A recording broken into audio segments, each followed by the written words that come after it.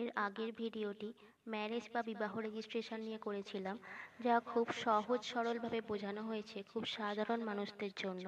কোনো আইনি ভাষার বা খুব কঠিন ল্যাঙ্গুয়েজ কিন্তু আমি ইউজ করি না। তাই এন্টারটেনমেন্ট ভিডিও দেখার সাথে খুব মন দিয়ে আমার এই কথাগুলি শুনুন। আপনাদের ভবিষ্যতে বা আশেপাশের বন্ধু বান্ধব চেনা পরিচিতদের জন্য কাজে আসতে পারে। So welcome back to my channel. আজকের টপিক হলো 498A। আচ্ছা, ম্যারেজ রেজিস্ট্রেশন করে ম্যারেজ তো হলো, মানে বিবাহ তো হলো, কিন্তু সবার বিবাহিত জীবন তো আর সুখময় বা শান্তিকর হয়ে উঠতে পারে না। এখনকার যুগে বেশিরভাগই অশান্তি, ঝগড়াঝাটি এসব দেখা যায়। মনোমালিন্য, রাগারাগি বা খুনসুটি এসবের কথাটিকে আমি বলছি না। ঝগড়াঝাটি যেটা চরম পর্যায়ে পৌঁছে যায়, এমন পর্যায়ে পৌঁছে যায় যে কাউ সুইসাইডের চিন্তা ভাবনা করতে হয়, অথবা এমন কোনো ঘটনা ঘটানো হয় যাতে প্রতিদিনের জীবন নির্বাহ করা তার পক্ষে আর সম্ভব হয়ে ওঠে না বলে মনে হয়। মানে জীবনটা একদম ডিপ্রেশনে চলে যায়। এবং শারীরিক আঘাত করে তো প্রাণহানির সম্ভাবনাও থাকতে পারে। এরূপ সম্ভাবনার কথা আমি স্ত্রীদের ক্ষেত্রে বলছি। মানে স্ত্রীদের ওপর কিন্তু হাজব্যান্ডরা অনেক সময় এই ধরনের কিছু কার্যকলাপ করে থাকেন, যেটা শারীরিক এবং মানসিক দুটোই যন্ত্রণা। আর এই যন্ত্রণার জন্য কিন্তু সুইসাইড বা প্রাণহানির আশঙ্কা থাকতে পারে স্ত্রীর। ঠিক সেক্ষেত্রে স্ত্রীরা কি করবেন?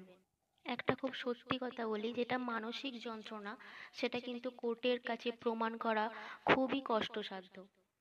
সেটা যত বড়ই উকিল হোক না কেন, আপনাকে হয়তো আশ্বাস দেবেন তারা যে কেসটা আপনার ফেভারেই আসবে, কিন্তু আমি বলে দিচ্ছি আসবে না।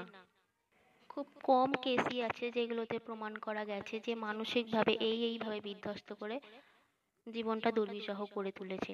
তাই আমি বলবো, যদি কোনো শারীরিকভাবে আঘাতের চিহ্ন থেকে থাকে তাহলে ইমিডিয়েটলি একটা ডাক্তারি রিপোর্ট করে রাখুন। এটা শুধুমাত্র আমি স্ত্রীদের ক্ষেত্রে বলছি না, এটা আমি হাজব্যান্ডের ক্ষেত্রেও বলছি।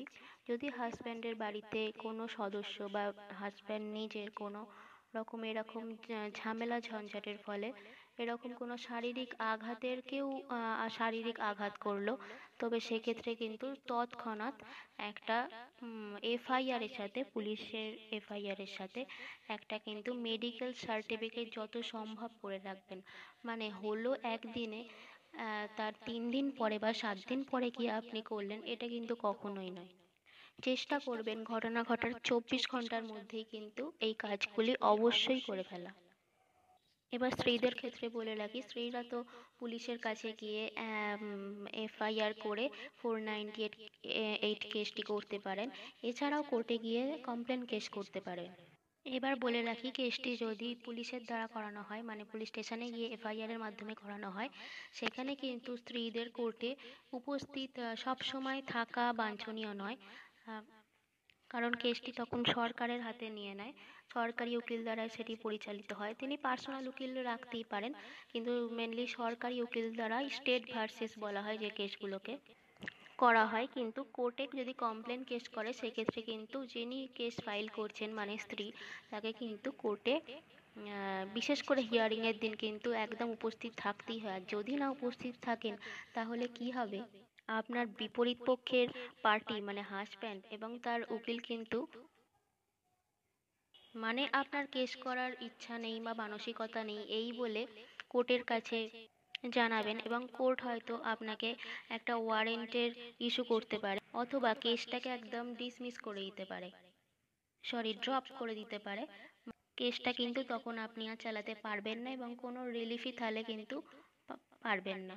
স্ত্রীদের কি কি করণীয় তার তো একটু ধারণা দিলাম। এবার একটু আসি হাজব্যান্ডের কথায়। ধরুন আপনার স্ত্রী আপনার নামে মিথ্যা 498 মামলা করেছেন, সেক্ষেত্রে অবশ্যই করে আপনার কিন্তু একটা উকিলের সাহায্য নিতেই হবে।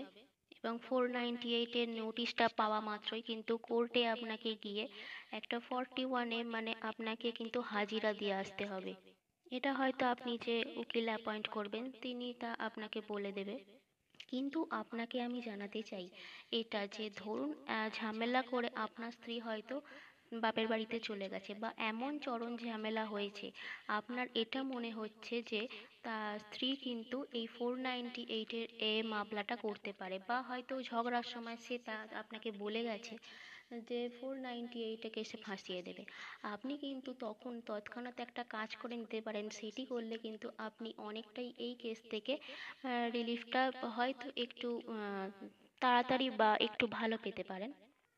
সেটি হলো, আপনি সঙ্গে সঙ্গে আপনার নিয়ার বাই পুলিশ স্টেশনে গিয়ে একটা এফআইআর করিয়ে নেবেন, এবং সেখানে বলবেন যে আপনার স্ত্রী এইভাবে এই কথাগুলো বলে আপনাকে থ্রেট দিয়ে গেছে, এবং তাদের মিথ্যা কেসে ফাঁসিয়ে দেওয়ার এবং 498-এ কেসে ফাঁসিয়ে দেওয়ার কথাও বলে গেছেন।